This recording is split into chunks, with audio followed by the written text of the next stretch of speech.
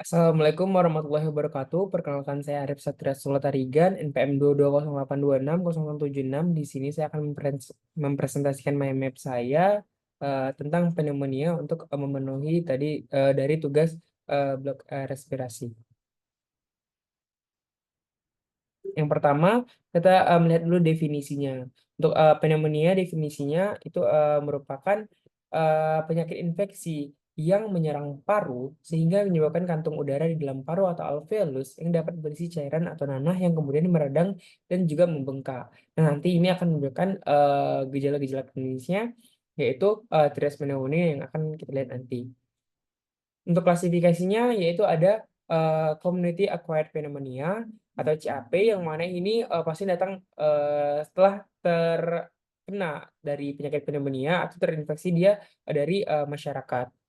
Terus juga ada HAP atau Hospital Acquired Pneumonia yang mana pasien tersebut telah dirawat di rumah sakit selama lebih dari 48 jam atau lebih dari 2 hari. Yang mana atau juga bisa pasien yang telah dirawat inap selama 7 hari.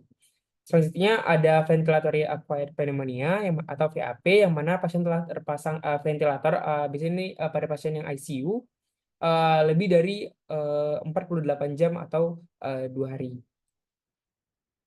Selanjutnya kita melihat etiologinya. Untuk etiologinya itu bisa bukan karena bakteri, virus, dan juga jamur. Untuk bakteri ada yang bakteri tipikal dan juga atipikal. Atau bakteri tipikal itu yang umum, yaitu ada Streptococcus pneumoniae, ada Klebsiella pneumonia, ada Pseudomonas aeruginosa.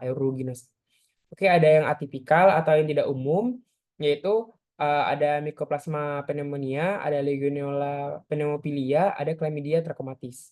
Terus juga ada virus, yaitu ada influenza virus, SARS-CoV, terus ada respiratory syncytial virus atau RSV yang mana terjadi biasanya pada anak-anak, yang mana ini kan bronkiolitis. Terus ada juga disebabkan oleh jamur, ada atau pada pasien yang immunocompromised atau dia sistem imunnya rendah. Biasanya itu disebabkan oleh jamur yaitu Aspergillus.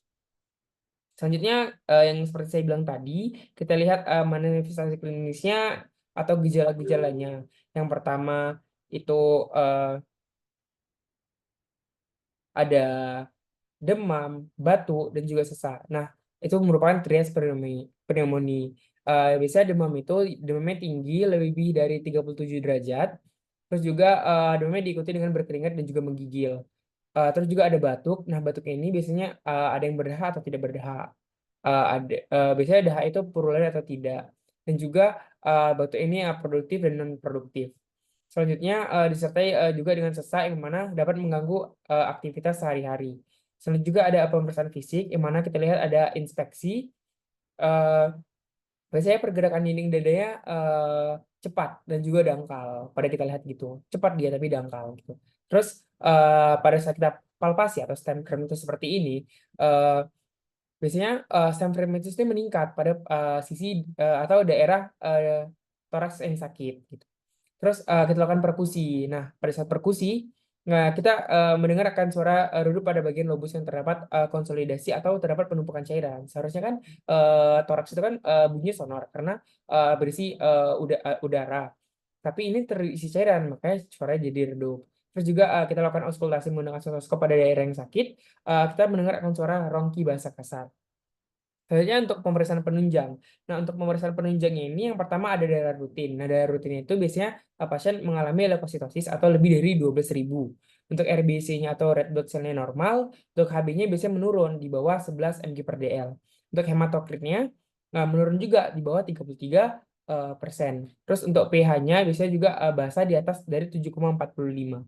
Untuk tekanan CO2-nya menurun karena kan tidak dapat terjadi pertukaran oksigen dan juga CO2 karena ada penumpukan cairan. Sehingga tekanan dari karbon dioksidanya menurun atau di bawah dari 35. Dan biasanya tekanan dari O2 itu normal. Selanjutnya kita lakukan kultur sputum. Nah, kultur sputum ini eh, biasanya kita lakukan untuk melihat dari sputum tersebut atau dahak tersebut berwarna apa. Biasanya untuk pneumonia itu dahaknya berwarna hijau atau bisa juga berwarna kuning. Eh, Selanjutnya kita melakukan juga pada kultur sputum ini pewarnaan anagram untuk dahaknya, biasanya kita temukan bakteri selain bakteri Mycobacterium tuberculosis. Berarti ada bakteri seperti Streptococcus pneumoniae, Klebsiella pneumoniae, dan juga yang lainnya. Selanjutnya kita lakukan fototoraks. Nah, fototoraks ini kita temukan barisan infiltrat atau konsolidasi yang homogen. Selanjutnya pada penyakit pneumonia ini kita akan lakukan tata laksana. Nah, untuk tata laksananya, tata laksana awalnya kita harus mengecek dulu pasien ini harus dirawat atau tidak gitu, atau pasiennya harus dirawat jalan atau dirawat inap. Nah, untuk menentukannya kita harus mengikuti peraturannya itu kita lihat dulu dari kesadarannya ataupun confusionnya. Biasanya itu kalau di bawah GCS-nya di bawah 15 kita beri poin 1.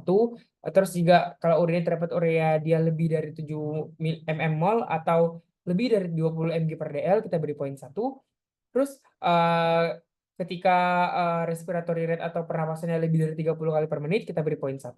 Terus juga untuk tekanan darahnya kalau desistolnya kurang dari 90 mmHg atau diastolnya kurang dari 60 mmHg kita beri poin 1. Dan juga ini yang paling khas pada pasien yang berusia lebih dari atau sama dengan 65 tahun kita beri poin 1. Nah, jika skornya 0 sampai 1, maka kita akan lakukan rawat jalan. Sedangkan jika skornya lebih atau sama dengan atau sama juga dengan 2, kita akan beri poin untuk rawat inap. Yang pertama untuk tata laksana rawat jalan.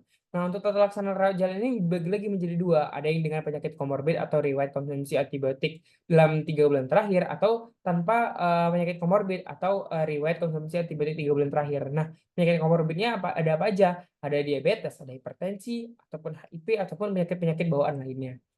Biasanya untuk pasien dengan penyakit komorbid kita berikan fluoroquinolone respirasi. Biasanya ada levofloxacin 1 kali 750 mg per oral, terus juga maupun bisa juga dikasih moxifloxacin 1 kali 400 mg per oral. Terus kita juga bisa kasih beta lactam berupa amoxicillin ditambah dengan macrolide, yaitu ada seperti azithromycin dan kalitromisin. Selanjutnya untuk pasien yang tanpa komorbid atau tanpa konsumsi antibiotik 3 bulan terakhir, itu ada kita kasih beta lactam atau beta lactam plus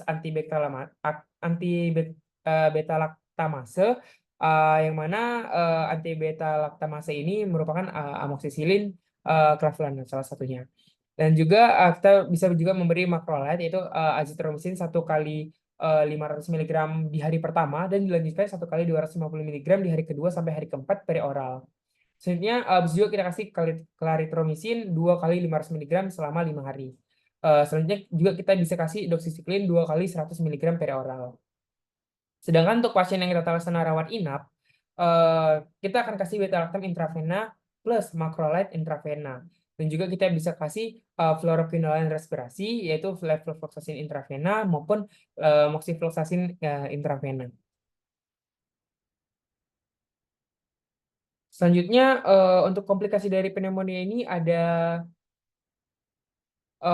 abses paru, di sini juga ada efusi pleura, ada gagal napas, ada emphysema, ada emphysema, dan juga ada atelektasis. Nah, biasanya untuk kita sebagai dokter untuk mengedukasi pasien itu dengan cara apa? Yaitu dengan cara bilang pasien untuk berhenti merokok terlebih dahulu, ataupun bisa berhenti merokok selamanya.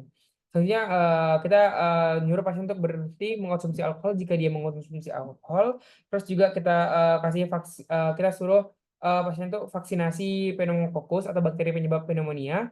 Terus juga kita suruh pasiennya untuk menggunakan masker pada daerah-daerah yang terjangkit atau terdapat wabah dari pneumonia tersebut. Selanjutnya untuk prognosisnya. Nah, prognosisnya itu umumnya prognosisnya baik, tergantung faktor pasien dan juga bakteri penyebab dan juga penggunaan antibiotik yang digunakan yang tepat dan juga adekuat. Terus perawatan yang baik dan intensif sangat dipengaruhi prognosis penyakit pada pasien yang dirawat. Terus juga angka kematian pasien pneumonia community atau pada masyarakat biasanya itu kurang dari 5% pada pasien rawat jalan, 20% pada pasien yang rawat inap. Baik, ini merupakan referensi yang saya gunakan untuk membuat dari mind map tersebut. Eh, Sekian dari saya Arif Satria Sultarigan, NPM 2208260076. Eh, izin mengakhiri video ini, saya mengucapkan terima kasih. Mohon maaf jika ada kesalahan. Wassalamualaikum warahmatullahi wabarakatuh.